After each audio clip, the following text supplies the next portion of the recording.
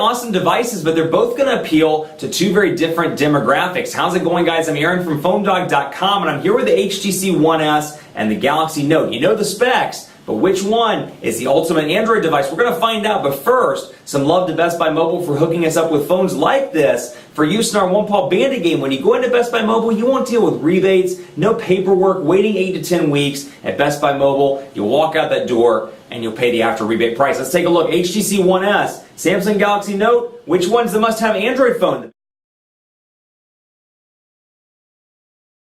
So obviously two different versions of Android over here, two different skins. Let's take a look at some of those personal information management things on both devices. For example, the HTC One X over here, we'll take a look at contacts on both, and you can see the differences here. We'll load up John Rogers and then AT&T Pay My Bill. So you can obviously see some influence of Ice Cream Sandwich over here with the kind of landscape picture. You can see the icons up here, Google and menu, and then I can scroll through and see Notes, apparently Big Papa over here. Apparently John Rogers is Big Papa. And then you have the thread, you have updates, you have gallery as well, and then you have your mobile, and of course I can text message from there. Same kind of setup over here. I can have the contact picture, the name, and I have the mobile number. I can either call or message easily from there, and then I have, of course, I can edit the contact, and it shows me the default ringtone with both. Now, one feature I really like about HTC Sense, and it kind of made some revisions and changes to it with Sense 4, this thread feature where I can scroll over and see, well, when was the last time I emailed John Rogers? When was the last time I sent John a text? Or when was the last time I called John? I can easily see it all in one place. So if if John and I had plans tonight, I can go back and see the actual text message to know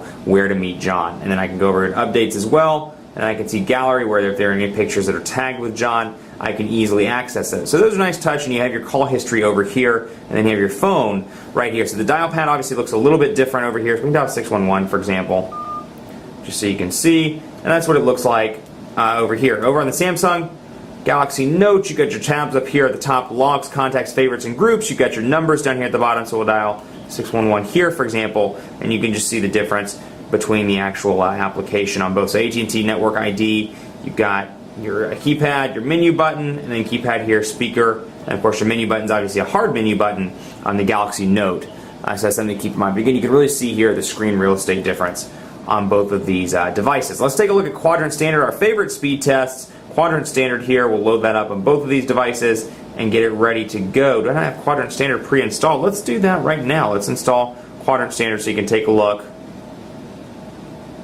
And let's load up Quadrant Standard. We'll do it live on camera. We're going to do a live download out of the Google Play Store here so you can get an idea, if you're new to Google Play, what the actual store looks like. You got your screenshots, what's new, your description, your star reviews, or star ratings rather, your reviews, and then more. So I can install that.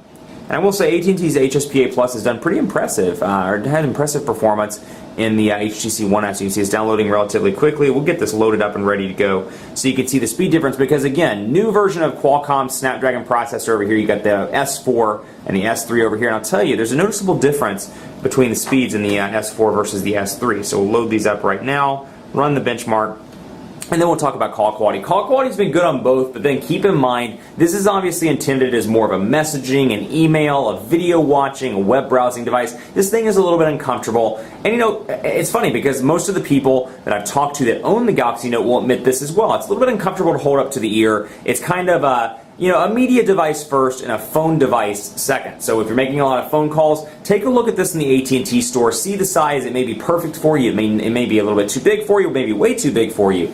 But I will say the earpiece is nice and loud. AT&T's 4G LTE network speeds have been reasonably fast in the Charlotte metro area and in all the areas I've been to recently. No real problems there. And then the battery life is surprisingly decent. So bigger display over here, but they packed a big 2,500 milliamp hour battery in here. And I will say it makes it without, unless I'm doing a really heavy use day, it makes it all the way through the day without requiring a recharge. Now over here, smaller display, 1,650 milliamp hour battery, and it has killer standby times, but when you're using it, it does die somewhat quickly. I can make it about 11, 12 hours with this device before it dies. But that said, call quality is really good over here. Took both of these to AT&T dead spots and had no issues maintaining the call, though they were just ever so slightly choppy in the area I was at in South Charlotte. But pretty impressive on both fronts. Call quality is nice, but I will say this one obviously feels a little bit more like a phone. So if calling is your thing, this one may be a little bit easier to hold in the hand on a regular basis. So 5,104 over here on the T-Mobile One S, actually with the AT&T SIM card. So 5,104, really impressive on the One S with the S4 processor. Let's take a look at the Galaxy Note as well and see what the S3 brings in. and we'll take a look at it. Obviously, like I said, ice cream sandwich plays a role, the new processor plays a role in this, and then over here, hopefully when the ice cream sandwich rolls out, we'll get some speeds that are just a little bit faster on the Galaxy Note. Obviously, this is not always indicative of day-to-day performance, so keep this in mind. This is just a fun speed test that we do. 1,925 on the Galaxy Note, 1,925, 5,104. So obviously a big difference in terms of quadrant standard, but again, be sure to take that with a grain of salt. So application speed test over here.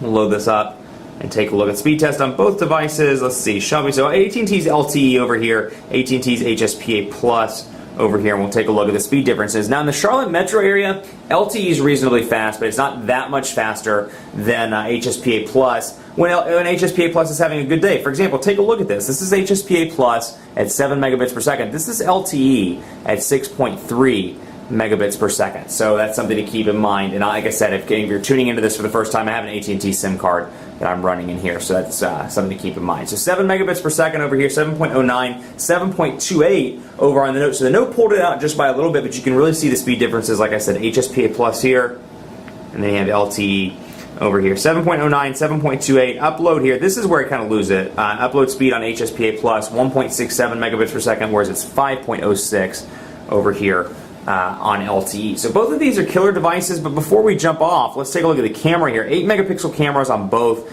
and they both shoot video at 1080p. But one thing I really like, and I talked about this in a lot of the One X stuff, the burst mode. So this is one of my favorite features. We're going to record, for example, record a video, and we'll review this. We'll review this little camera charger here. And let's say halfway through, I want to take some pictures of this camera charger while I'm recording the video.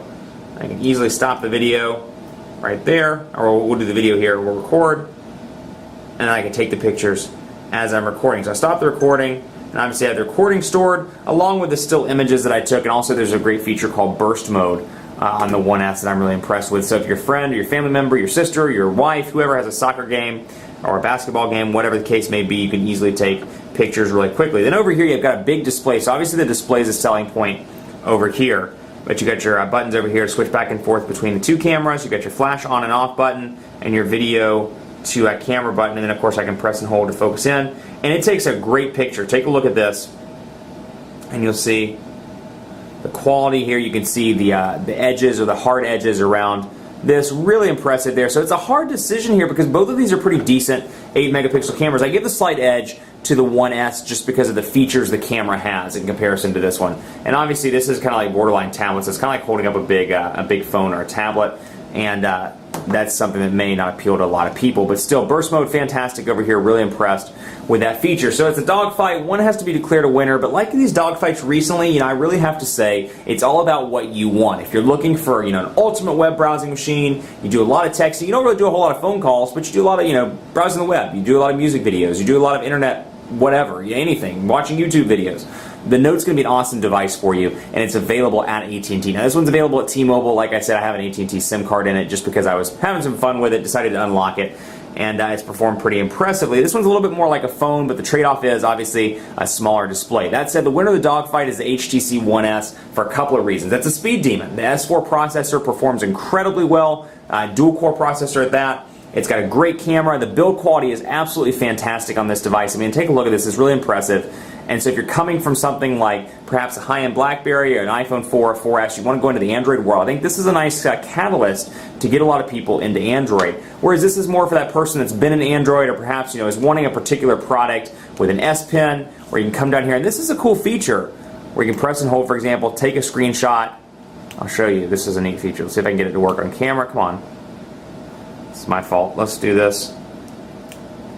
I like how I tried to integrate that into my closing speech and it really didn't work out. Anyway, you can see here, capture the screen by using the included S Pen, and you can draw on it. So this, my 30-day challenge, if you watched it, you saw that I used this more and more as time went on because I can easily find stuff that I like and don't like. I can send this over to somebody and say, fix all of this, and send it back to me. I can circle stuff. I can say, hey, I can say things like that. I can text it to a friend and say, be safe, for example, and send them a picture, whatever, if they're traveling, and then hit save and send it along. So I really found a lot of use for this towards the end of the challenge if you watch my 30-day videos, because I would send emails or I'd send pictures, and it gives it a great personalization touch, and obviously that's what Samsung's going for here with the Galaxy Note. But in terms of just speed, if speed's your thing, the 1S is going to be an awesome device. I want to hear from you though. Let me know which one you like the most on Twitter at phonedog_Aaron and on Facebook at facebook.com/phonedogab. We'll have a bunch of more dogfights coming in the next couple of days, so stay tuned for those. Hit us up on Google+, gplus.to/phonedog. Hit us up on Facebook, facebook.com/phonedog. Hit us up on the site, phonedog.com. And cast your vote in the PhoneDog official smartphone rankings at phonedog.com/rankings. Thanks for watching. Much more to come on both of these awesome devices on phonedog.com. We'll see you next time.